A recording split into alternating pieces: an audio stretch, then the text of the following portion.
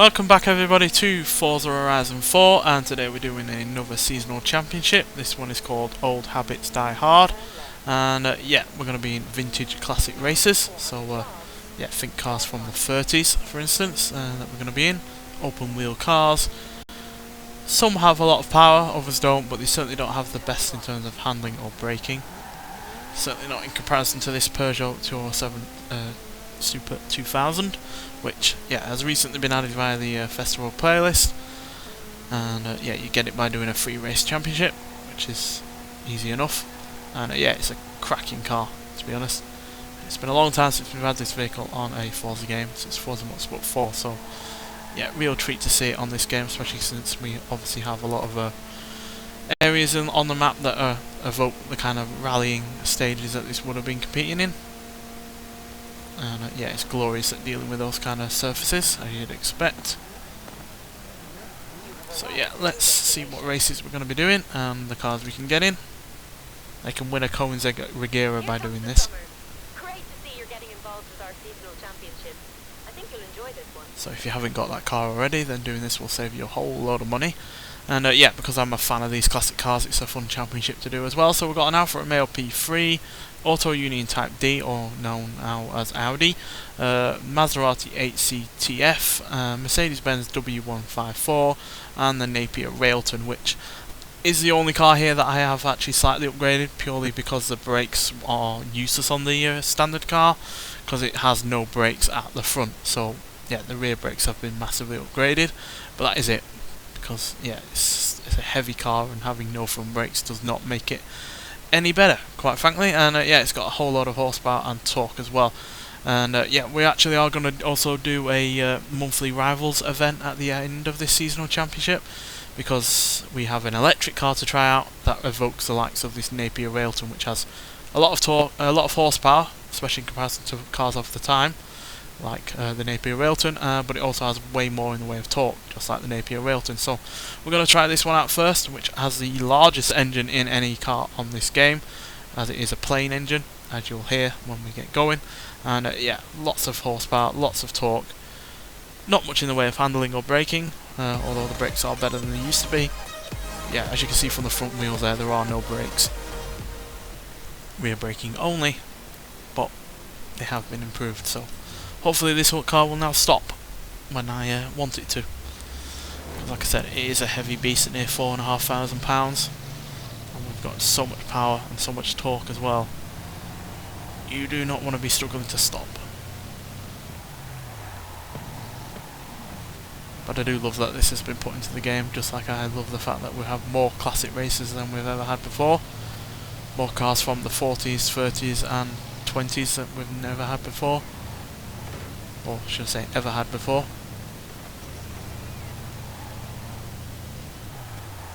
And hopefully we'll get more of them in the next Forza game, to be honest, because there are a huge amount of cars from those decades that we've never had before. A great many of them influential. I'd love to have the Ford Model T in, for instance. I know it's not a good car, it does only about 40 miles an hour or whatever, but I would love to you know, have it in a game, quite frankly. Although obviously you would never have to deal with the complicated controls that the Model T has on the go, but still, nice to have such a thing in a game, really, especially since it revolutionised modern the way that cars were made. Introduced the factory, the production line, instead of, you know, cars being made in one area then being taken all the way to somewhere else. It would just put on a line and took along and got built as it went along, as they do now, which surely is worthwhile of putting in this game. As you see, the Napier-Railton there up front struggled to stop because the brakes are really generally quite awful in the stock form, and I just want to enjoy this car because there is plenty to enjoy about it. So if I have to slightly improve the brakes to enjoy the rest of it, then so be it.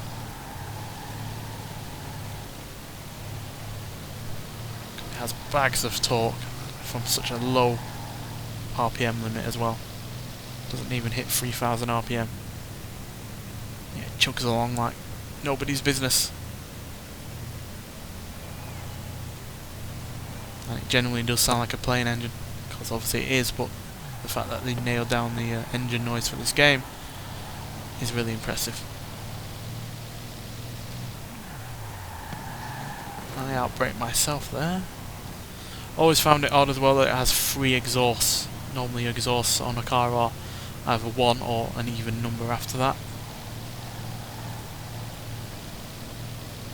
Even more weird when you consider there's 2 on the bottom and then 1 on the side.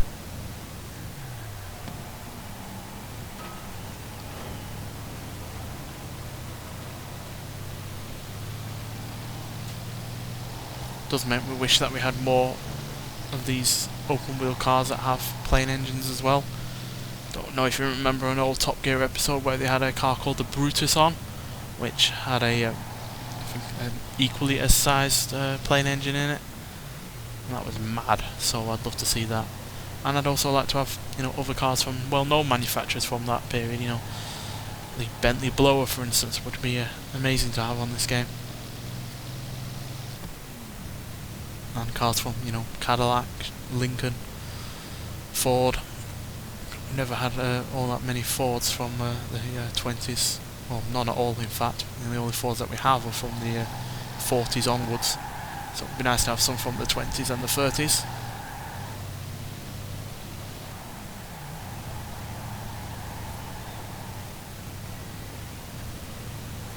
That's just me rambling, to be honest, because I do love to talk about cars, especially ones that we've yet to have in this game. Come on, the Alpha's catching up. Yeah, just about there. Obviously the Napier-Railton is quite a handful even with upgraded brakes, because it has so much torque that, you know, going full on the accelerator out of a corner is bound to make it slip and slide, especially with those thin tyres. But yeah, first place position for our first race is yeah, really good start, giving us those handy 20 points. 2 Alfa Romeo P3s in 2nd and 3rd, and then a Napier-Railton in 4th and another P3 in 5th. So yeah, let's nonetheless get onto the second race. So the Napier-Railton there did us really rather well, despite being, I think, yeah, it's the oldest one out of the bunch here, and yeah, easily the more, you know, of a handful, considering how much power and torque it has. So yeah, let's go for something a little bit more routine. I think we'll go for the 8CTF. It's another one of my favourites purely because it has a straight 8 engine, which is certainly not something you ever see anymore. 360 horsepower, 332 pounds-feet of torque is also fairly good considering it weighs less than 1800 pounds. And yeah, got decent handling and braking, though obviously not quite as good as the Railton in terms of braking, because obviously they were upgraded, but the handling is as good. But the braking doesn't really matter because, yeah, it does have brakes at the front and it doesn't weigh anywhere near as much as the Railton does. So yeah, let's see what this Maserati can do.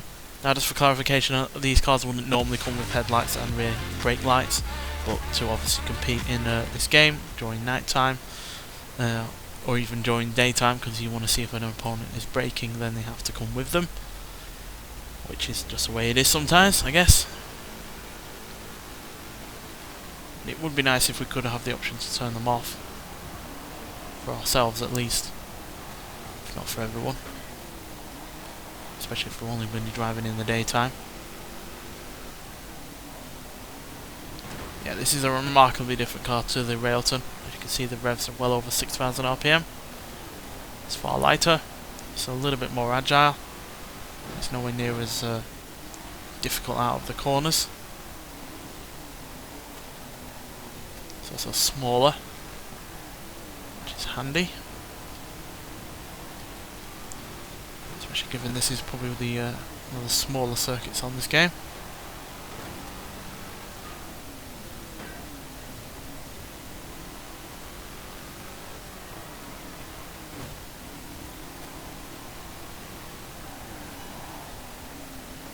There's a Railton struggling to brake there, and along with the other one, and they both pile into one another. That is why you change the brakes on that Napier-Railton, because they are just not any good at all. And when you're dealing with a car that do 180 miles an hour given a long enough straight, then yeah, you really do need brakes.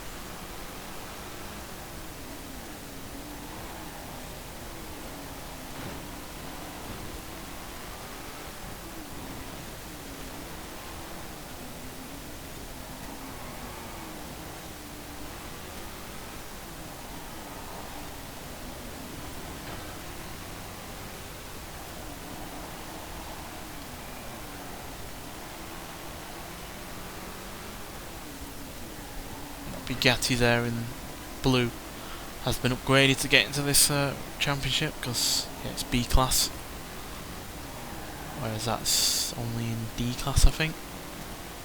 Because yeah, it doesn't have all that much power, but it is still far quicker than you'd expect for a sub 100 horsepower car, especially from the mid 1920s.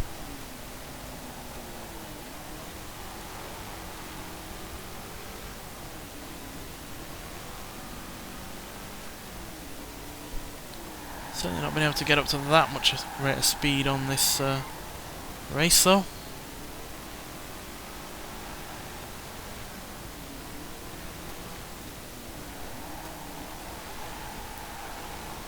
Would have been nice to have circuit races or point-to-point races that allow these cars to breathe a little bit better. 'Cause, yeah, they're certainly not at home on these short-paced, quite twisty circuits.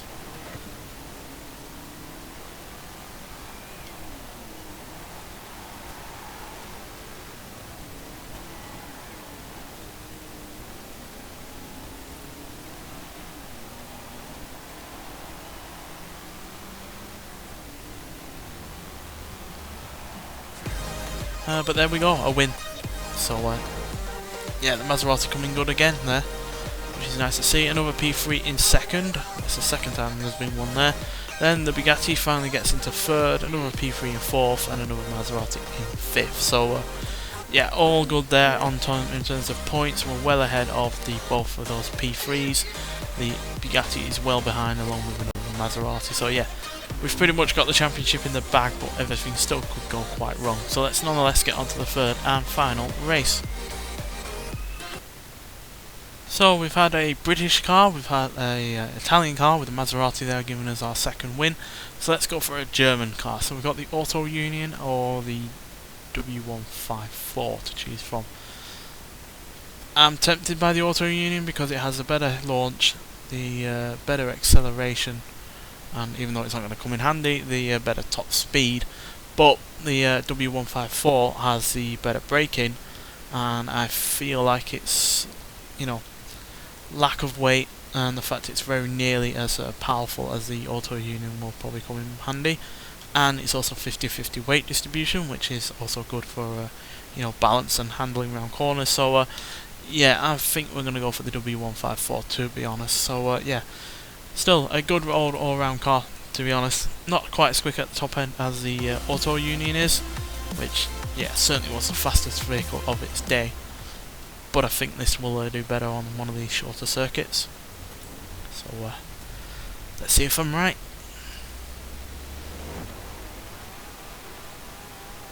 Again, revving even higher than the previous two vehicles.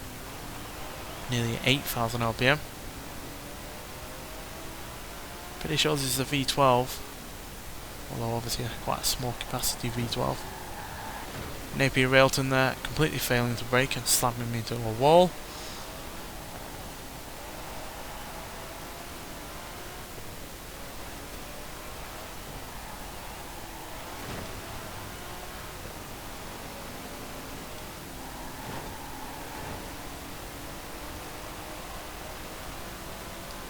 One thing that does annoy me is that in terms of cars from the 30s and 20s, we don't really have any normal cars, which is something I wish would change, because obviously we mainly have racers from those periods, or at least cars that were considered performance orientated from that period. So I would like more cars that are normal. Now obviously that does throw up issues in terms of whether or not they're going to be quick enough or usable enough on a game, but I would like to see more normal cars from those periods. So we have them from the 40s onwards. I don't really see the reason for not having any, or not having very many from the 20s and 30s. Although obviously that has changed a little bit with the introduction of the Austin 7, which I was highly pleased to see introduced into a game, because not only is it the oldest car that we've ever had on a game, but also it's a more ordinary vehicle from that period, and it was quite a revolutionary car from that period, as it popularised the positions of the accelerator, brake, clutch, handbrake and gear lever. So yeah, definitely a car that was revolutionary, and which is another reason why I think the likes of the Model T should be introduced, because that was also revolutionary, like I said earlier. So yeah, more cars from this period, please. Is ultimately what I'm saying. It's definitely a faster circuit than the last one. We seem to be struggling to gain on anyone else.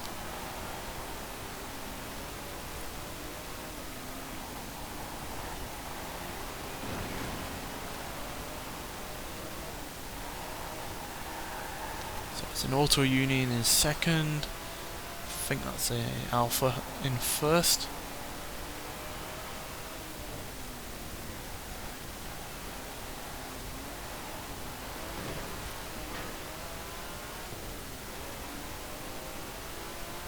Does sound really good, this engine though. Sounds far more modern than you'd expect. Well, we're going to have to settle for a lonely third this time. The Mercedes-Benz really was not able to gain any ground on the leading two cars, but another podium position is still a good position nonetheless, and it should afford us a win. Yes, there we go. Only by 2 points. The Alfa Romeo P3 there came extremely close to beating us because it got that first place position before, in this race, and then the Auto Union was in third as it moves up, coming in second, and a Maserati in fourth, and another Mercedes-Benz in fifth. But yeah, really good championship that. I do really like the older car championships, especially with most of them being stock.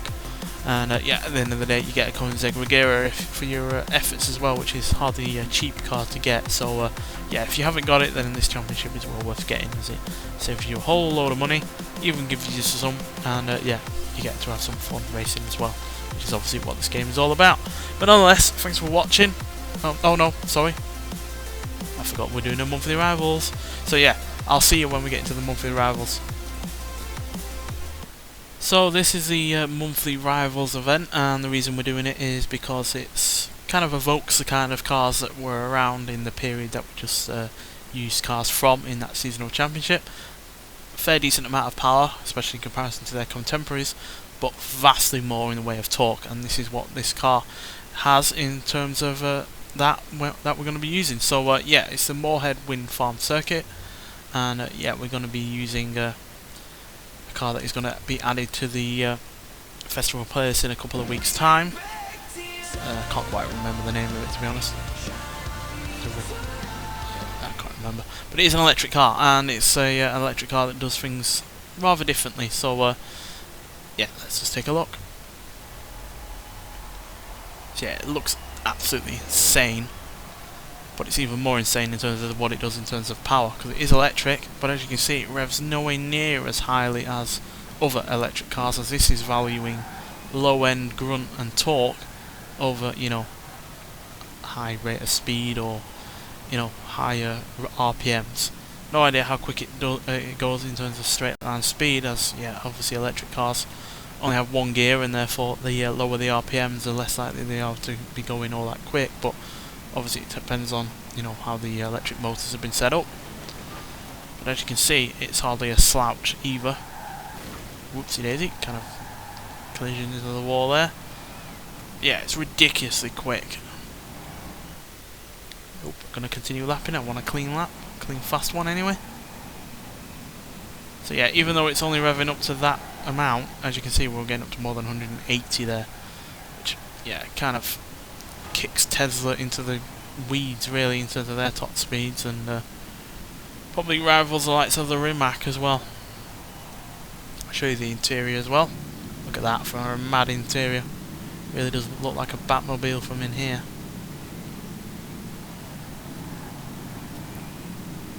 Lovely rear view camera in the middle, and then you got your screens either side, which is nice. But I do like to prefer, well, I do prefer to race interior mode, outside mode even.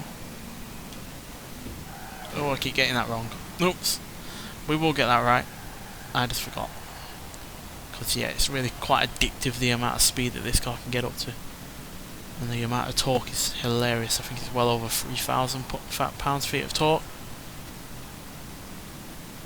Which is, yeah, easily more than any car I can think of. It handles really nicely as well.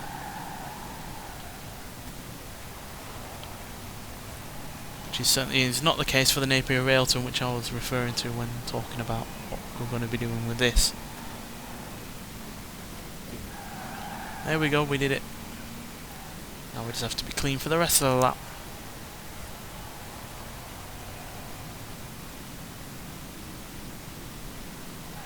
Hope you can hear the weird noises that this car makes as well.